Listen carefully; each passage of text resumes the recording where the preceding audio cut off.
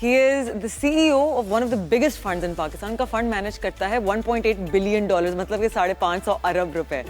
वो Tennessee state university पे professor of finance भी थे और उनका एक्सपीरियंस ना सिर्फ पाकिस्तान में था लेकिन सऊदी अरेबिया में थी। Please welcome doctor Amjad Waheed. Doctor साहब, थैंक यू सो मच, आपने टाइम निकाला हमारे लिए। जी, अस्सलाम वालेकुम and thank you very much for inviting me. Sir, essentially अभी जो है ना हमारी जो इंटरेस्ट रेट इतना गिरा है तो हम एक्सपेक्ट कर रहे हैं कि बैंक्स की प्रॉफिटेबिलिटी थोड़ी बहुत कम हो सकती है।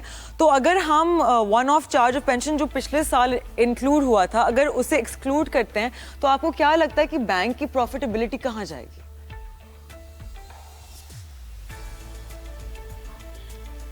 सॉरी, आपकी आवाज नहीं आ रही मुझे। I am so sorry.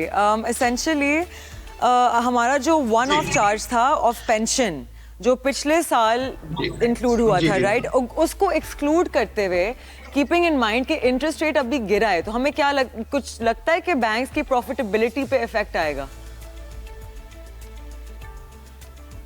जब इंटरेस्ट रेट गिरते हैं तो बैंक की प्रॉफिटेबिलिटी पर इम्पैक्ट तो आता है और वो थोड़ा आएगा, सर्टली आएगा, क्योंकि पिछले 1-2 साल आपको मालूम है जब इंटरेस्ट रेट बढ़े थे तो बैंक्स की प्रॉफिटेबिलिटी तकरीबन डबल हो गई थी। तो अब गिरने से इम्पैक्ट आएगा, मगर बैंक्स वैसे अच्छी कंडीशन में हैं। अभी बहुत ज़्यादा कोई इनके डेट ऐसा नहीं है जो रिस्की डेट हो। सो बेसिकली अभी उस तरह इनकी फाइनेंशियल जो स्टेटमेंट्स हैं वो ये फाइनेंशियल सिचुएशन है वो काफ़ी स्ट्रॉन्ग है बैंक्स की, और इनकी जो वैल्यूएशंस हैं in terms of price to earning, price to book वगैरह वो भी अट्रैक्टिव हैं। बट अर्निंग्स पर सर्टली कुछ इम्पैक्ट आएगा, मगर आई थिंक बैंकिंग सेक्टर अभी भी अच्छा परफॉर्म करेगा बिकॉज वैल्यूएशन वाइज अभी वो इतना एक्सपेंसिव नहीं है जिस तरह हम इसको देखते हैं कि उसकी प्राइस टू अर्निंग क्या है या प्राइस टू बुक क्या है। ओके, तो जब से सदर ट्रंप आए हैं तो US has been performing relatively well और यूएसडी भी। तो हमारा एसेंशली हम इसी रेंज में थे 279, 280। तो जो हमारा रियर है पिछले साल ऑलमोस्ट कंसिस्टेंटली अराउंड 104 तक, अभी आई थिंक 103.7 का था। तो rear essentially real exchange rate जब 100 से नीचे होता है that's better for the country. तो उस पर कोई कॉमेंट है आपका? जी बिल्कुल। जब अभी तकरीबन 104 है, ये सिर्फ थोड़ा सा ऊपर शत है, तो ये बता रहा है कि हमारी करेंसी जो है ये 4% ओवर वैल्यूड है, और मेरा ख्याल है कि थोड़ा सा करेंसी डिवैल्यूशन आगे आएगी। शायद IMF भी इस चीज़ पर थोड़ा इंसिस्ट करे, और उससे एक्सपोर्टर्स को फ़ायदा होता है, क्योंकि अभी अगर थोड़ा सा 4% करेंसी डिवैल्यू होती है तो उनको $1 के पीछे अगर अभी 378 मिल रहा है तो हो सकता है उनको तकरीबन 385 मिले या 390 मिले। तो उस हिसाब से एक्सपोर्टर को फ़ायदा होता है, और इम्पोर्ट थोड़ी एक्सपेंसिव हो जाती है, जो कि ज़रूरत भी है। हमारे पास डॉलर्स कम है तो हम बहुत ज़्यादा इम्पोर्ट नहीं कर सकते। तो मेरे ख्याल में अभी ये जो real effective exchange rate of 104 के करीब है वो दिखा रहा है कि हमारी करेंसी 4% ओवर वैल्यूड है, और मेरा ख्याल है कि ये ग्रेजुअली करेक्शन आएगी। ओके, तो हमारे जो मैक्रो इकोनॉमिक और मार्केट आउटलुक को हम अगर दिमाग में रखें, इन्फ्लेशन, इंटरेस्ट रेट, हमारी करेंसी डिप्रिसिएशन, फॉरेन इन्वेस्टमेंट, तो हमें अगले 12 से 18 महीने में हमारी क्या एक्सपेक्टेशंस हैं इन सारी चीज़ों में? देखिए, इन्फ्लेशन ऑल्दो अभी तो बहुत कम गई है, बट ग्रेजुअली थोड़ी सी इन्फ्लेशन पिक करेगी, और मेरा अपना ख्याल है कि 7%, 8% तक इन्फ्लेशन अगले एक साल में जा सकती है। और क्योंकि थोड़ा करेंसी डिवैल्यूएशन का इम्पैक्ट भी आता है, और कुछ मनी सप्लाई का इम्पैक्ट भी आता है। गवर्नमेंट जब बोरो करती है तो उसका भी थोड़ा इन्फ्लेटरी इम्पैक्ट होता है। और फिर ये भी देखना है कि अभी कुछ खबरें आ रही हैं कि जो रेनफॉल हुई है, बारिशें कम हुई हैं, और उसकी वजह से अब ये भी देखना है कि क्रॉप्स पर कितना इम्पैक्ट आता है। अगर क्रॉप्स भी थोड़ा शॉर्टफॉल आता है तो उससे भी थोड़ी सी इन्फ्लेशन बढ़ जाती है।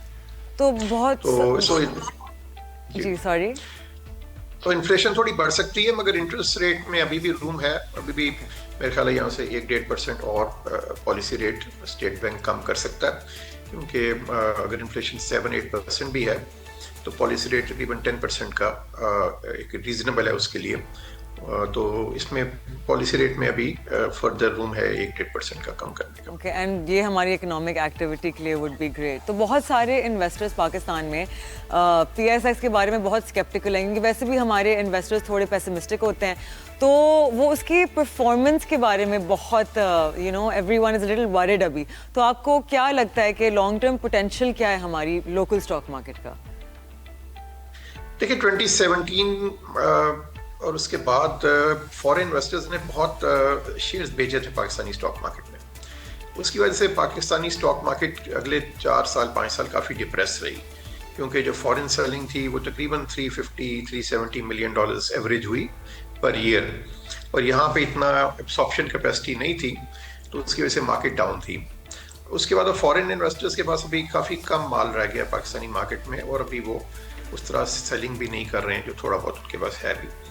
और यहाँ पर भी mutual funds, insurance, high net worth investors, आम आदमी भी अब स्टॉक मार्केट में आ रहा है, तो डिमांड ज़्यादा है और कम लोग बेचना चाह रहे हैं शेयर, तो ज़्यादा लोग खरीदना चाह रहे हैं। हाँ, अभी करेक्शन आई है पिछले 2-3 हफ्ते में, और उसकी वजह यह है कि लोगों ने बड़ा कमाया है, तकरीबन 100% तक या इससे ज़्यादा भी इन्होंने कमाया। तो ऑब्वियसली जब कोई 100% कमा लेता है साल 1.5 साल में, तो वो फिर कहता है कि मैं थोड़ी सी प्रॉफिट टेकिंग कर लूँ, कुछ अपने पैसे बुक कर लूँ। तो उसकी वजह से कुछ सेलिंग आई है। मेरा ख्याल है ये कोई इतना वरीसम चीज़ नहीं, ये तो एब्जॉर्ब हो जाएगी। उसके बाद दोबारा फिर आगे जाते हुए फर्दर रैली आ सकती है। मेरा अपनी एक्सपेक्टेशन है कि अगले 12 महीने में स्टॉक मार्केट में तकरीबन 20% की राइज आ सकती है इन लेवल से, 20%-25% तक की। We are anxiously waiting for that rise. तो essentially जी, हमारे जस्ट विद वन थिंग कि बेसिकली देखें, ये हम अस्यूम करते हैं इसमें, जब एक प्रोजेक्शन करते हैं स्टॉक मार्केट की, चीज़ें स्टेबल रहेंगी। IMF प्रोग्राम में हम रहेंगे, और गवर्नमेंट जो कुछ स्टेप्स ले रही है अपने खर्चे कम करने की, अपना साइज छोटा करने की, प्राइवेटाइजेशन करने की, और थोड़ा सा टैक्स बेस को ब्रॉडन करने की, वो चीज़ें होती रहेंगी, तो उसका पॉजिटिव इम्पैक्ट स्टॉक मार्केट पर भी आएगा, और मार्केट 20-25% यहाँ से इंशाल्लाह अगले 1 साल में बढ़ सकती है। लेकिन अभी के लिए हमारे मैक्रो इकोनॉमिक इंडिकेटर्स अच्छे तो हैं ना, बिकॉज अभी they pass the tax bill for agricultural land और रिफॉर्म्स भी हो रहे हैं, तो वही उनकी कंडीशन थी। बिल पास करना एक चीज़ है और टैक्स को कलेक्ट करना दूसरी चीज़ है। तो अच्छी बात है, बड़ी अच्छी बात है कि सब प्रोविंसेस ने बिल पास कर दिए हैं। अब इसके बेस पे कितनी टैक्स कलेक्शन करते हैं आगे जाके, ये ऑब्वियसली हम भी मार्केट में हैं, हम भी वॉच करेंगे और IMF भी वॉच करेगा, क्योंकि अल्टीमेट एम तो ये है कि एग्रीकल्चर से टैक्स लिया जाए, रिटेल से टैक्स लिया जाए, बिकॉज ये वो सेक्टर्स हैं जो अभी तक टैक्स नेट से बाहर हैं। और दूसरे एंड पे अभी जो टैक्स रेट बहुत बढ़ गए हैं उन कॉर्पोरेट्स और इंडिविजुअल्स और सैलरीड क्लास, आई थिंक उसकी वजह से भी इकॉनमी स्लो है, बिकॉज परचेजिंग पावर कम हो गई है, इन्फ्लेशन काफ़ी हाई थी पिछले 2-3 साल में, और टैक्स रेट बढ़ गए हैं, तो लोगों के पास कंजम्पशन के पैसे कम हो रहे हैं, डिमांड चीज़ों की कम हो रही है। जनरली डिमांड कॉन्ट्रैक्शन अगर आप देखें, सीमेंट देखें, स्टील देखें, तो मेरा ख्याल है कि आगे जाते हुए थोड़े से टैक्स रेट्स को भी कम करना पड़ेगा, जो बहुत हाई हैं ऑन इंडिविजुअल्स एंड कॉर्पोरेट्स, और उससे थोड़ा इकोनॉमिक एक्टिविटी फर्दर पिकअप करेगी।